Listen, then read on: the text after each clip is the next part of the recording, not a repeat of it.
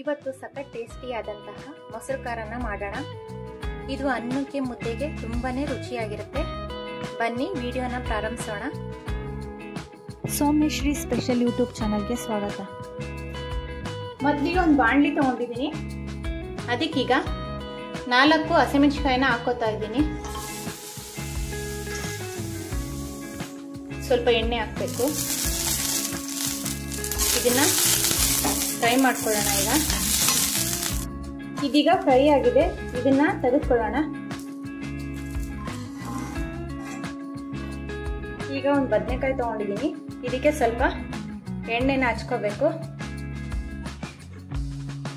ಎಣ್ಣೆನ ಹಚ್ಕೊಂಡು ಇದನ್ನ ಲೋ ಫ್ಲೇಮಲ್ಲೇನೆ ಸುಟ್ಕೋಬೇಕು. ಇದನ್ನ ಬದನೆಕಾಯಿನ ಇದು ಒಳಗೆಲ್ಲ ಚೆನ್ನಾಗಿ ಬೇಯಬೇಕು. ಇದು ಫುಲ್ ಬ್ಲಾಕ್ ಆಗೋವರೆಗೂ ಇದನ್ನ ಸುಟ್ಕೋಬೇಕು ನಾವು.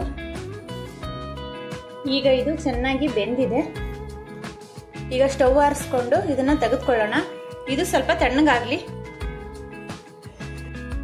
ಈಗ ಇದು ಸ್ವಲ್ಪ ತಣ್ಣಗಾಗಿದೆ. ಇದ್ರ ಮೇಲಿರೋ ಸಿಪ್ಪೆನೆಲ್ಲ ತೆಗೆದುಕೊಳ್ಳೋಣ. ಈ ಬ್ಲಾಕ್ ಅಂತ ಸಿಪ್ಪೆ ಇದೆಯಲ್ಲ, ಇದನ್ನೆಲ್ಲ ಕ್ಲೀನಾಗಿ ತೆಗೆದುಕೊಳ್ಬೇಕು.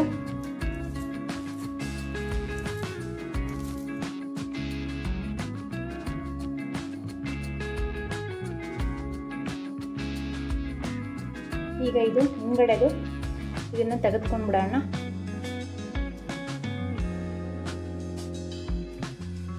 ನೋಡಿ ಈ ತರ ಒಳಗಡೆ ಎಲ್ಲ ನೋಡ್ಕೋಬೇಕು. ಬದನೆಕಾಯಿ ಒಳಗಡೆ ಕೆಲವೊಂದ್ಸತಿ ಹುಳ ಇರುತ್ತೆ, ಕೆಲವೊಂದ್ಸತಿ ಕೆಟ್ಟೋಗಿರುತ್ತೆ.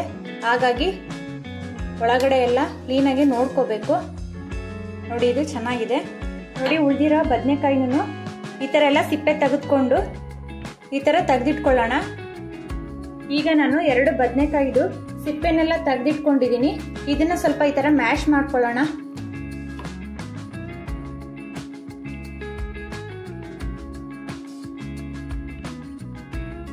ಈಗ ಇದು ರೆಡಿ ಆಗಿದೆ. ಅಷ್ಟರಲ್ಲಿ ಮಸಾಲೆನ ರುಬ್ಕೊಂಡ್ಬಿಡೋಣ. ಈಗ ಮಿಕ್ಸಿ ಜಾರ್ ತಗೊಂಡಿದ್ದೀನಿ. ಅದಕ್ಕೀಗ 1 ಕಪ್ ತೆಂಗಿನ ತುರಿ, 2 ಸ್ಪೂನ್ ಹುರ್ಗಡ್ಲೆ, 1 ಸ್ಪೂನ್ ಜೀರಿಗೆ,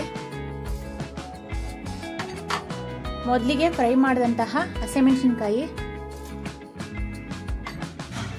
4-5 ಬೆಳ್ಳುಳ್ಳಿ, ಸ್ವಲ್ಪ ಕೊತ್ತಂಬರಿ ಸೊಪ್ಪು, ಸ್ವಲ್ಪ ನೀರು ಹಾಕಿ ಇದನ್ನ ರುಬ್ಕೊಳ್ಳೋಣ. ಈಗ ಇದನ್ನ ರುಬ್ಕೊಂಡಿದ್ದಾಗಿದೆ. ಈ ತರ ನುಣ್ಣಗೆ ರುಬ್ಕೋಬೇಕು. ಈಗ ಒಗ್ಗರಣೆನ ಹಾಕೊಳ್ಳೋಣ. ಈಗ ಒಂದು ಪಾತ್ರೆ ತೆಗೆದುಕೊಂಡು ಅದಕ್ಕೀಗ 1 ಟೇಬಲ್ ಸ್ಪೂನ್ ಎಣ್ಣೆ ಹಾಕ್ತಾ ಇದ್ದೀನಿ. 1/4 ಸ್ಪೂನು ಸಾಸಿವೆ ಸ್ವಲ್ಪ ಚಟಪಟ ಅಂತ ಸಿಡಿಬೇಕು. ಸಾಸಿವೆ ಚಟಪಟ ಅಂತ ಸಿಡಿತಿದೆ. ಅದಕ್ಕೀಗ ಸ್ವಲ್ಪ ಕರಿಬೇವು, 1 ಕಪ್ಪು ಈರುಳ್ಳಿ, ಎಲ್ಲನೂ ಚೆನ್ನಾಗಿ ಮಿಕ್ಸ್ ಮಾಡ್ಕೊಳ್ಬೇಕು. ಈರುಳ್ಳಿನ ಜಾಸ್ತಿ ಫ್ರೈ ಮಾಡೋದು ಬೇಡ, ಲೈಟಾಗಿ ಫ್ರೈ ಆದ್ರೆ ಸಾಕು. ಚಿಟಿಗೆ ಅರಶಿನ,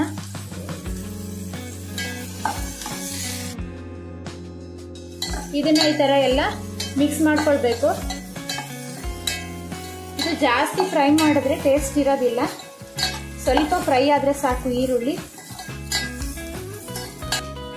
ಈಗ ಸ್ಟವ್ ಆರಿಸ್ಕೊಳ್ಳೋಣ. ಇದು ಸ್ವಲ್ಪ ತಣ್ಣಗಾಗ್ಲಿ. ಈಗ ಇದು ತಣ್ಣಗಾಗಿದೆ. ಇದಕ್ಕೀಗ 1 ಕಪ್ ಮೊಸರು ಹಾಕ್ತಾ ಇದ್ದೀನಿ. ಮಿಕ್ಸಿಯಲ್ಲಿ ರುಬ್ಕೊಂಡಿರುವಂತಹ ಮಸಾಲೆನೂ ಹಾಕ್ತಾ ಇದ್ದೀನಿ.